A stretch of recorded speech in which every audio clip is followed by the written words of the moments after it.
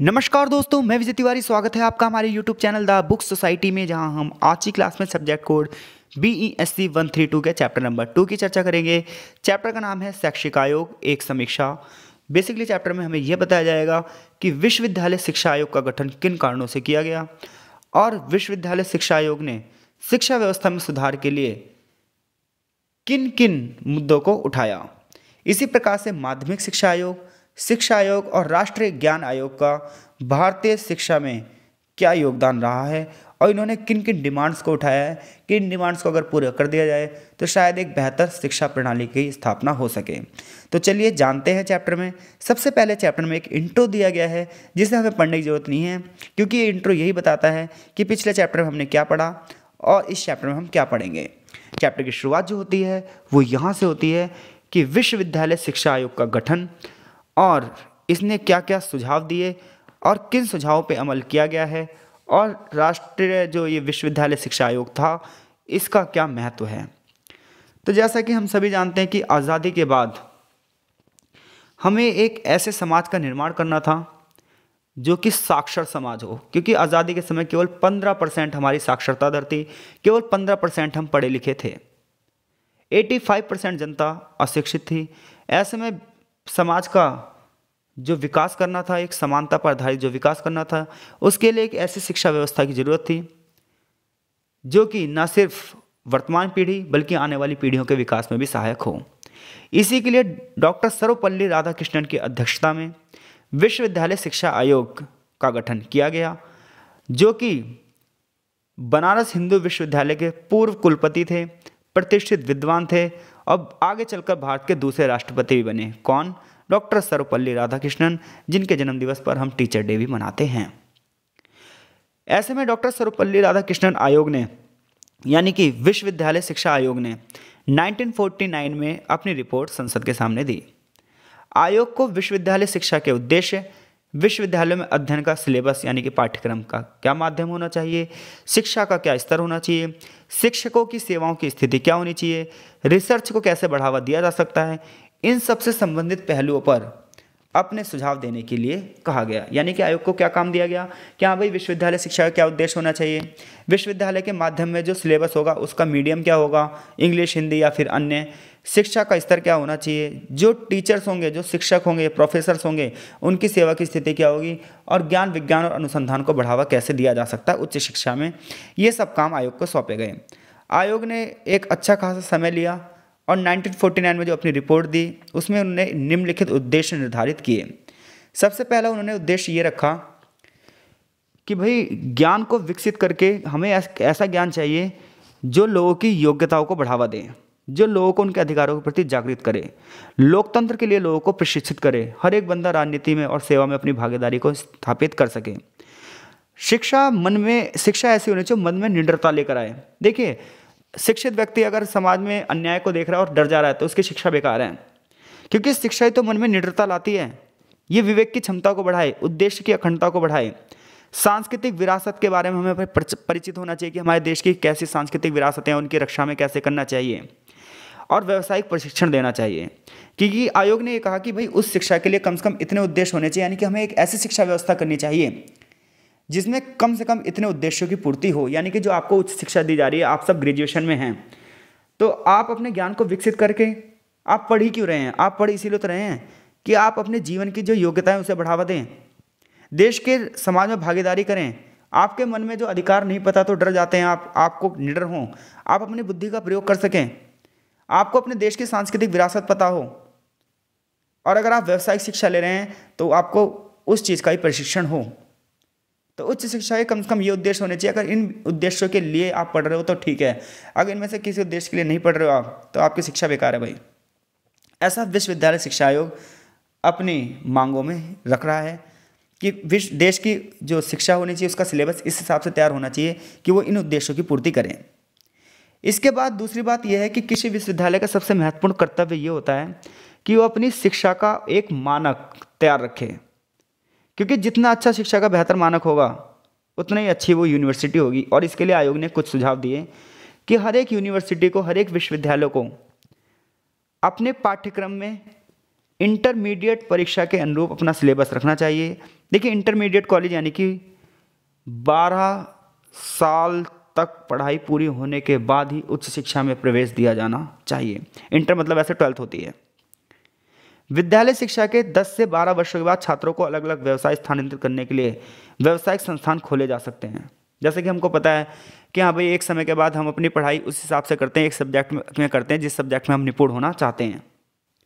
High school और intermediate college के शिक्षकों के लिए विश्वविद्यालय पुनर्चर्चा पाठ्यक्रम आयोजित किए जाने चाहिए ताकि टीचर भी समय समय पर अपडेट हो सकें। जितने भी व्याख्यान उन्हें सावधानीपूर्वक नियोजित करना चाहिए। इसके अलावा जितने भी ट्यूटोरियल होते हैं, पुस्तक कार्य और लिखित अभ्यास द्वारा ये सारी चीज़ें पूरी होनी चाहिए। किसी भी अध्ययन के सिलेबस के लिए कोई निर्धारित पाठ्यपुस्तक नहीं होगी। बहुत सारी किताबों के माध्यम से ज्ञान को बढ़ावा दिया जाएगा। विश्वविद्यालय शिक्षा प्रदान करने वाले सभी संस्थानों में ट्यूटोरियल अनुदेश विकसित किए जाएंगे। ये सब बातें 1949 की इस रिपोर्ट में की गई। और सबसे बड़ी बात ये की गई कि शिक्षा में ये बात हमें सिखानी चाहिए कि जो हमारा इतिहास रहा है, उस इतिहास में जितने भी पॉजिटिव फैक्ट्स रहे हैं उसे हमें नज़रअंदाज नहीं करना। क्योंकि मॉडर्निटी हमें अपनानी है, आधुनिक उन्नति लेनी है, लेकिन इसका मतलब ये नहीं कि हम अपनी हिस्ट्री भूल जाएं। विश्वविद्यालय शिक्षा आयोग ने इस चीज़ पर भी बल दिया कि शिक्षक शिक्षा प्रणाली में एक महत्वपूर्ण भूमिका निभाता है। इसलिए विश्वविद्यालय और महाविद्यालय में शिक्षकों को एक योग्यता के आधार पर भर्ती करना चाहिए, क्योंकि किसी भी देश का निर्माण कौन कर रहा है? एक शिक्षक ही कर रहा है। ऐसे में अगर शिक्षक ही अशिक्षित हो तो शिक्षा में अपना योगदान कैसा करेगा? जैसे कि आप बहुत सारे लोगों की स्पीच सुनते होंगे तो वो किताब बस पढ़ के सुनाए जा रहे हैं, लेकिन ऐसा नहीं है। ये लाइनें बहुत गंभीर लाइनें हैं और इनका अर्थ भी हमें पता होना चाहिए। तो देखिए लेक्चर बड़ा हो सकता है, लेकिन लेक्चर समझ में भी आना चाहिए भाई, इसलिए आपको इतना डीपली पढ़ाया जा रहा है। नहीं तो हम भी पढ़कर सुना सकते हैं लाइनों को। तो विश्वविद्यालय शिक्षा आयोग ने यह भी चर्चा करी कि विश्वविद्यालय चूंकि नए नए विचारों को उत्पन्न करता है। यूनिवर्सिटी, आप जब ग्रेजुएशन पढ़ रहे हैं तो आपने ये देखा होगा कि आपने पहली से 5वीं तक पढ़ा, आपको नहीं पता, 5वीं से 8वीं, फिर 8वीं से 10वीं और 10वीं से 12वीं। आपने जो चीज़ें पढ़ी हैं, अब अगर आप ग्रेजुएशन में आकर जब उस चीज़ों को पढ़ रहे हो तो आपकी उस शिक्षा और इस शिक्षा में बहुत ज़्यादा अंतर है। क्योंकि विश्वविद्यालय यानी कि उच्च शिक्षा का माध्यम यह है कि वो नए नए विचारों को पैदा करे, ये नहीं कि रट रटाए आपको सिखाए। आपके अंदर ना एक आइडियोलॉजी का निर्माण करे ताकि समाज को आगे बढ़ाने के लिए आप भी अपना योगदान दे सकें। हमें उन सभी विचारों को त्याग देना चाहिए जो हमारे विकास को रोकने में विकास को रोकते हैं, अड़ंगा डालते हैं, ब्रेकर बनते हैं। उन सारे विचारों को त्याग देना चाहिए। अंधविश्वास से ऊपर उठना चाहिए। विश्वविद्यालयों को छात्रों को अपनी संस्कृति के अच्छे पहलुओं को रखना चाहिए और बुरे पहलुओं को खत्म कर देना चाहिए। ये सब शिक्षा का क्या होना चाहिए? उद्देश्य। इसके अलावा विश्वविद्यालयों में लाइब्रेरीज होनी चाहिए, जिसके लिए बड़े पैमाने पर अनुदान देने चाहिए। मुक्त पहुंच प्रणाली की शुरुआत होनी चाहिए। लंबे समय तक उसमें काम, बेहतर संगठन होना चाहिए, अच्छे कर्मचारी होने चाहिए। प्रयोगशालाओं के लिए फिटिंग उपकरण यानी कि लैब, जितने भी प्रैक्टिकल्स रूम होंगे उन सब में सारी चीज़ें होनी चाहिए जो जो उसके लिए जरूरी है, चाहे फिटिंग हो, उपकरण हो, कार्यशालाएं हो, चाहे टेक्नीशियन हो। तो महाविद्यालय और विश्वविद्यालय के अनुदान आवंटन के लिए विश्वविद्यालय अनुदान आयोग का भी गठन किया जाए। ये सब किसने कहा? विश्वविद्यालय शिक्षा आयोग यानी कि डॉक्टर सर्वपल्ली राधाकृष्णन आयोग ने कहा। जब हम इस आयोग की विशेषताओं का अध्ययन करते हैं तो ये अपने आप में एक महत्वपूर्ण दस्तावेज है। आज़ादी के बाद ये पहला आयोग है जो ज्ञान को बढ़ावा देने की बात कर रहा है। वैज्ञानिक विचारों पर भी बल दिया गया है। इसमें नैतिक शिक्षा को भी बढ़ावा दिया गया है, आध्यात्मिक शिक्षा को भी बढ़ावा दिया गया है, ऐतिहासिक शिक्षा को भी बढ़ावा दिया गया है। तो देखा जाए तो ये जो रिपोर्ट है, ये रिपोर्ट दूरदर्शिता को बढ़ावा देती है। ये सिर्फ इस पीढ़ी नहीं बल्कि आने वाली पीढ़ी के विकास के लिए भी अपना एक योगदान दे रही है। क्योंकि ये कह रही है, इसने ये भी सिफारिश करी कि प्रशासनिक सेवाओं के लिए विश्वविद्यालय की डिग्री आवश्यक नहीं होनी चाहिए। आगे चलकर लेकिन आज जो है प्रशासनिक शिक्षा के लिए विश्वविद्यालय की डिग्री आवश्यक है। भाई आज ग्रेजुएशन के बाद ही आप फॉर्म भर सकते हो। तो धीरे धीरे कुछ चीज़ें ठीक थी, कुछ चीज़ें ठीक नहीं थी। जो चीज़ें ठीक नहीं थी उसमें सुधार किया गया, जो चीज़ें ठीक थी उसे मान लिया गया। तो अगर आपसे क्वेश्चन ये पूछ लिया जाए कि विश्वविद्यालय शिक्षा आयोग के गठन, उसकी क्या डिमांड्स थी, उसने क्या मुद्दे उठाए और उसका क्या महत्व है, इसकी चर्चा कीजिए। तो आई होप सो आप इस प्रश्न का उत्तर दे देंगे। आगे चैप्टर में माध्यमिक शिक्षा आयोग की बात की गई। तो माध्यमिक शिक्षा आयोग का गठन कब होता है? 1952 में होता है। और जो इसके अध्यक्ष होंगे वो डॉक्टर लक्ष्मण स्वामी मुदलियार होंगे। ये आयोग जो है ये माध्यमिक शिक्षा को बढ़ावा देने की बात करेगा। इसके लिए वो जांच करेगा और अपनी रिपोर्ट भी देगा, और अपनी रिपोर्ट देगा ये 1953 में। अध्यक्ष कौन है इसके? डॉक्टर लक्ष्मण स्वामी मुदलियार। तो ये माध्यमिक शिक्षा जो आयोग है, ये माध्यमिक शिक्षा के उद्देश्यों को प्रस्तावित करेगा, बच्चों के चरित्र निर्माण, लोकतंत्र और नागरिकता विकसित करने, आर्थिक और व्यावसायिक दक्षता के लीडरशिप को बढ़ावा देने की बात करेगा। आयोग ने प्राइमरी जो एजुकेशन है उसके 4 या 5 वर्ष पूरा होने के लिए बाद माध्यमिक शिक्षा की एक बात रखी है। देखिए, जब हम प्राइमरी की बात करते हैं तो पहली से 5वीं होती है, और माध्यमिक की बात की जाए अगर तो आजकल हम कहते हैं कि 5वीं से लेकर 10वीं तक, लेकिन ऐसा नहीं था। 5वीं से लेकर 12वीं तक माध्यमिक शिक्षा आती है, फिर उच्च शिक्षा आती है। यानी कि मैं एक लाइन में बात करूं कि माध्यमिक शिक्षा क्या है, तो उच्च शिक्षा और प्राथमिक शिक्षा के बीच की पूरी शिक्षा माध्यमिक शिक्षा कहलाती है। हालांकि इसमें हम 10th को हाई स्कूल और 12th को इंटरमीडिएट रखते हैं, लेकिन फिर भी 5वीं से लेकर 12वीं तक की जो शिक्षा है वो माध्यमिक शिक्षा में आएगी। इसमें आप बिल्कुल भी डाउटेबल होना ही नहीं है। पहले से 5वीं तक प्राइमरी है और 12वीं से ऊपर की उच्च शिक्षा है। उच्च शिक्षा और प्राइमरी शिक्षा के बीच की जो शिक्षा है वो माध्यमिक शिक्षा आती है, भले ही उसमें 10वीं हाई स्कूल और 12वीं इंटरमीडिएट हो। तो ऐसे में जो इसमें गैपिंग होनी चाहिए, उस आयु सीमा के बारे में बताया गया है। आयोग ने यह भी बात की गई है कि वर्तमान इंटरमीडिएट कक्षाओं को समाप्त करने का सुझाव दिया है, और 12वीं कक्षा को उसने कहा है कि विश्वविद्यालय से जोड़ देना चाहिए, और 11वीं कक्षा को हाई स्कूल से जोड़ देना चाहिए, लेकिन इसकी बात मानी नहीं गई। इसके अलावा माध्यमिक शिक्षा जो अधिकांश नागरिकों के लिए औपचारिक शिक्षा का अंत होगा। देखिए, 2 प्रकार की शिक्षा होती है, औपचारिक अनौपचारिक। तो औपचारिक जो शिक्षा का अंत होगा वो माध्यमिक शिक्षा के दौरान हो जाएगा। प्राथमिक शिक्षा में औपचारिक शिक्षा उसे सिखाई जाएगी। नए नए विचारों और नई नई सोच को बढ़ावा दिया जाएगा माध्यमिक शिक्षा में। माध्यमिक शिक्षा के तुरंत ही बाद बच्चों को व्यावसायिक शिक्षा में बढ़ावा दिया जाएगा। इसके लिए पॉलिटेक्निक सेंटर खोले जाएंगे, जिसमें 2 वर्ष की टेक्नोलॉजिकल यानी कि तकनीकी शिक्षा दी जाएगी। ऐसे विद्यालय होने चाहिए जिनका उद्देश्य एक नहीं कई उद्देश्य होने चाहिए, यानी कि बहुउद्देश्य विद्यालयों की स्थापना की जानी चाहिए, जो न सिर्फ सिलेबस पढ़ाएं बल्कि तकनीकी आधारित शिक्षा भी दें, व्यापार वाणिज्य आधारित शिक्षा भी दें, कृषि आधारित शिक्षा, कलाओं से संबंधित और गृह विज्ञान जैसे जो सिलेबस हैं इन पर भी शिक्षा प्रदान करें। दिव्यांग और पिछड़े हुए जितने भी बच्चे हैं, चाहे दृष्टिबाधित हों, चाहे बधिर हों, चाहे मंदबुद्धि बच्चे, इन सब के लिए विशेष विद्यालय खोले जाएं। शिक्षा के माध्यम के संबंध में आयोग ने ये सिफारिश की है कि प्रत्येक छात्र को कम से कम 2 भाषाओं का ज्ञान जरूर देना चाहिए, जिसमें से एक क्षेत्रीय भाषा होगी और एक राजकीय है। इसके साथ साथ आयोग ने बड़ी संख्या में तकनीकी और औद्योगिक विद्यालय स्थापित करने की सिफारिश की है, ताकि ये संस्थान उद्योगों के निकट हों और विभिन्न प्रकार की ट्रेनिंग सुविधाएं इन्हें प्रदान की जाएं। आयोग ने परीक्षा प्रणाली की बात की गई है ताकि छात्रों का सर्वांगीण विकास हो सके। ग्रेडिंग सिस्टम की भी बात की गई है। इसके साथ ही साथ सार्वजनिक परीक्षा की सिफारिश की है और कंपार्टमेंटल परीक्षा प्रणाली की भी शुरू करने की बात करी है। किसने? माध्यमिक शिक्षा आयोग ने। यह स्वीकार करते हुए कि शिक्षा में सुधारों की सफलता में शिक्षकों की गुणवत्ता भी एक महत्वपूर्ण भूमिका निभाती है। तो ऐसे में ये कहती है कि एक शिक्षक की गुणवत्ता जब बढ़ेगी जब उसके कार्यकाल की सुनिश्चितता होगी, उसे बेहतर सुविधाएं मिलेंगी, उसे पेंशन भविष्य निधि सुरक्षा योजनाएं मिलेंगी, तभी एक शिक्षक खुलकर अपना कार्य कर पाएगा। तो ये सब माध्यमिक शिक्षा आयोग की मांगे थी, ये उसने सुधार के लिए बातें की। अगर हम इस रिपोर्ट की विशेषताओं की बात करें तो इस रिपोर्ट की विशेषताओं की अगर हम बात करें तो आयोग की सिफारिशों को संसद में स्वीकार लिया गया। ज़्यादातर इसकी सिफारिशें स्वीकार कर ली गई, क्योंकि माध्यमिक शिक्षा आयोग ने सिफारिशें ही ऐसे की थी कि जो आने वाले समाज के लिए न सिर्फ आर्थिक सामाजिक स्तर पर बल्कि तकनीकी स्तर पर भी सुधार के लिए अपनी भूमिका अदा करती है। आगे चलकर देश की शिक्षा प्रणाली को और विकसित करने के लिए शिक्षा आयोग की स्थापना की गई। शिक्षा आयोग की स्थापना 1964 में की जाती है और इसके जो भूमिका अदा करेंगे, इसकी जो अध्यक्षता करेंगी प्रोफेसर DS कोठारी करेंगे। तो कोठारी आयोग भी कहा जाता है शिक्षा आयोग को। तो क्वेश्चन वो पूछ सकता है कोठारी आयोग ने क्या क्या सुझाव दिए या फिर शिक्षा आयोग ने क्या क्या सुझाव दिए, बात एक ही है। तो कोठारी आयोग या शिक्षा आयोग बात एक ही है, 1964 to 66। अब इसने क्या सलाह दी भाई, इसने क्या सुझाव दिए शिक्षा को बढ़ावा देने के लिए?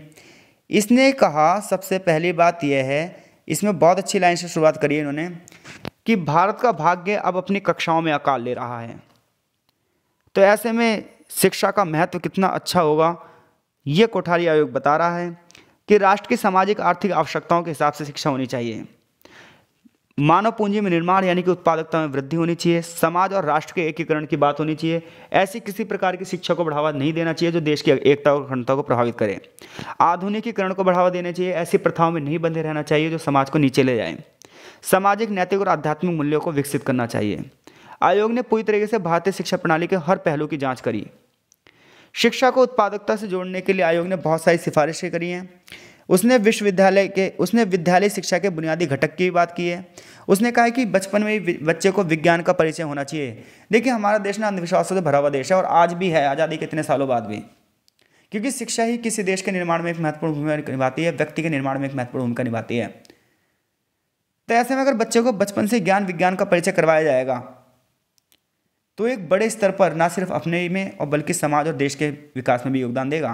कृषि और विज्ञान और तकनीकी स्तर पर इसमें बल दिया गया। कोठारी आयोग ने यह भी कहा कि पहले 10 साल तक विद्यालय शिक्षा में 7 या 8 साल में प्राइमरी शिक्षा और 2 या 3 साल में माध्यमिक शिक्षा देनी चाहिए। तो इसलिए 5 साल में एडमिशन होगा आज, फिर 5 साल की प्राइमरी शिक्षा होगी और फिर 3 साल तक 8वीं, फिर 9वीं, 10वीं। आयोग ने यह भी सिफारिश की है कि बड़े पैमाने पर पुस्तकालय होने चाहिए, प्रयोगशाला होनी चाहिए, कार्यशाला होनी चाहिए, शिल्प शेड होनी चाहिए और ये पूरे वर्ष खुले रहने चाहिए और कम से कम एक दिन में 8 घंटे।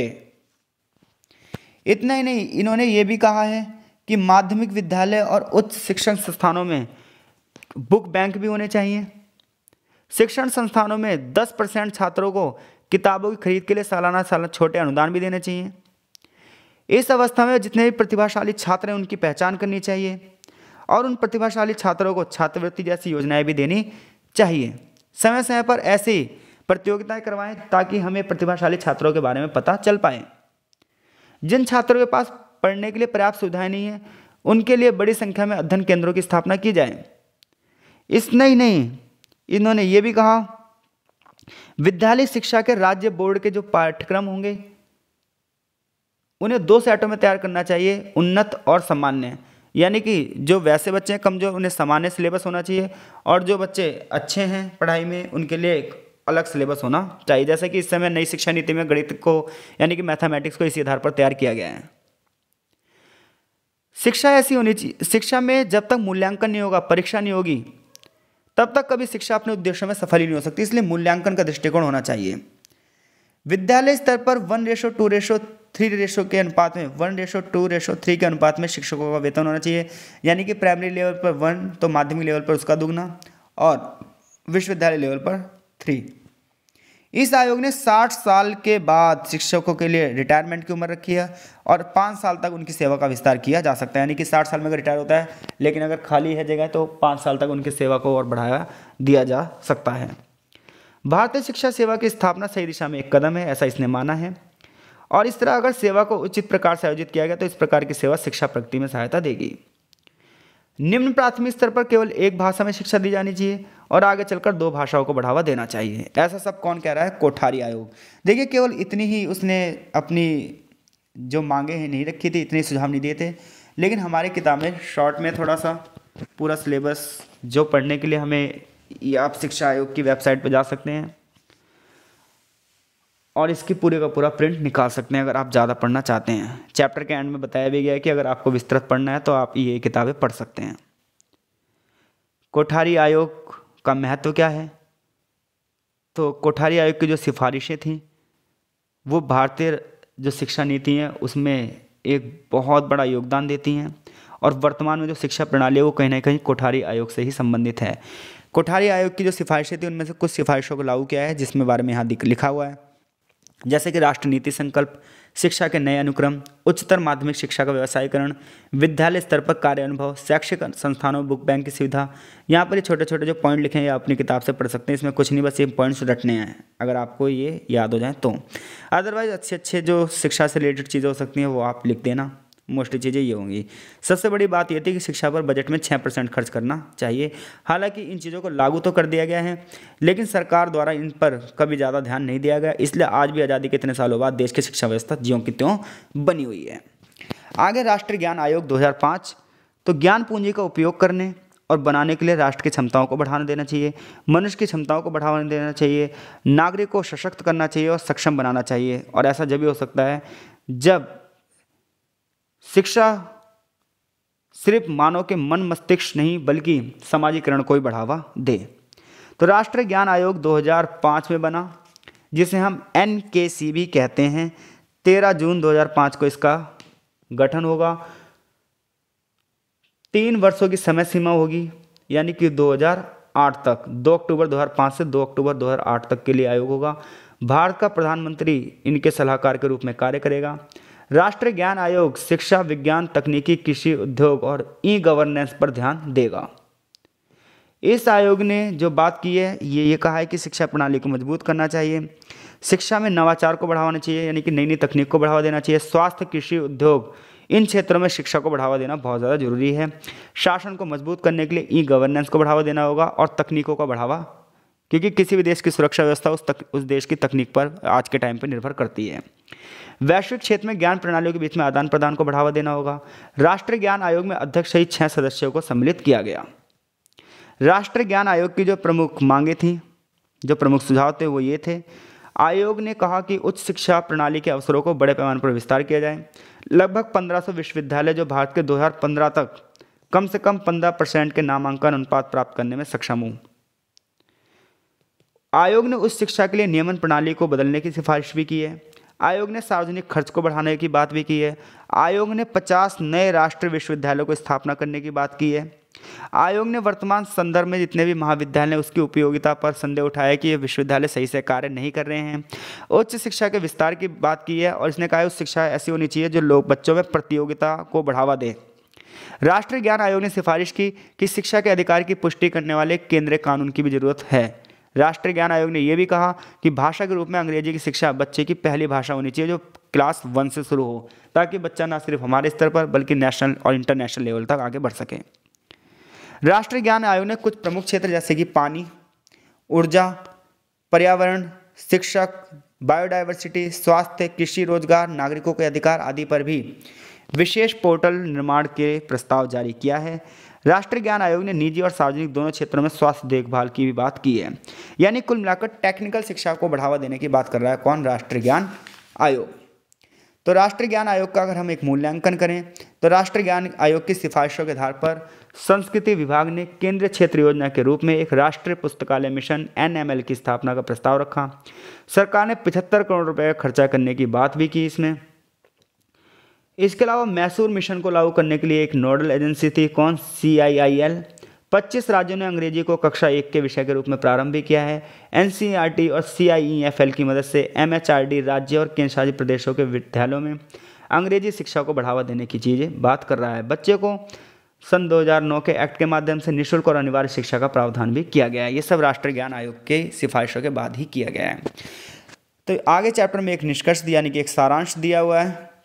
चैप्टर में जो प्रश्न बनेंगे वो प्रश्न सिंपल से और सीधे से बनेंगे कि विश्वविद्यालय शिक्षा आयोग की प्रमुख सिफारिशों का वर्णन करो, या फिर कोठारी आयोग, या फिर ज्ञान आयोग, या फिर माध्यमिक शिक्षा आयोग। किसी भी एक आयोग के बारे में सीधा सीधा सा क्वेश्चन पूछेगा, इसमें घुमाने वाली कोई बात है ही नहीं। आशा है आपको लेक्चर समझ में आया होगा। कहीं पर अगर कोई त्रुटि हुई है तो उसके लिए हम माफ़ी चाहते हैं। समय कम होने की वजह से थोड़ा सा शॉर्ट में ही लेक्चर ये चल रहे हैं। आपकी प्रतिक्रियाएं क्या हैं, इसी के आधार पर आगे के लेक्चर हम अपलोड करेंगे। अगर आपकी प्रतिक्रियाएं ये कहती हैं, यानी कि आपके कमेंट्स हमें ये कहते हैं कि हमें इसी प्रकार से इस कोर्स को आगे बढ़ाना चाहिए, तो हम इसी प्रकार से बढ़ाएंगे। और यदि आप कहते हैं कि और डीपली पढ़ाया जाए तो हम इसे और डीपली भी पढ़ा सकते हैं। तो आपका बहुत बहुत धन्यवाद। मिलते हैं आपसे नेक्स्ट चैप्टर की वीडियो में।